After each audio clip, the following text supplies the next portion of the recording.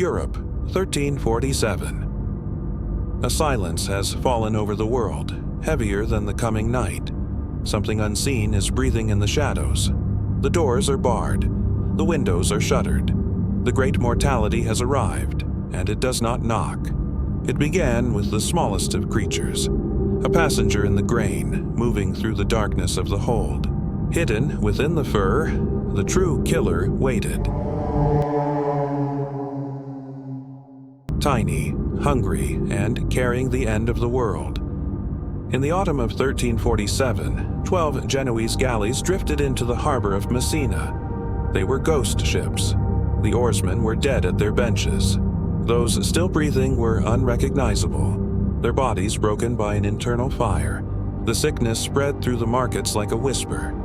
At first, it was just a cough, a shiver, a moment of weakness. But soon, the signs became undeniable. The skin would blacken, as if the body were mourning its own death while still alive. Fevers burned so hot they melted the mind. Cold sweats soaked the straw beds of the rich and poor alike. Fear became the only currency. Parents abandoned children. Priests fled their altars. To look at another was to court the grave. The living were not enough to bury the dead. The streets became a charnel house, filled with the stench of the forgotten. In the silence of the sick room, the only sound was the rhythmic, desperate struggle for one more breath.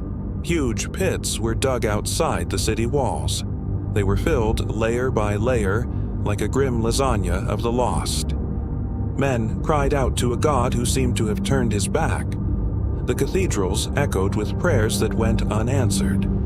By 1351, the plague began to recede, leaving behind a world that had forgotten how to smile.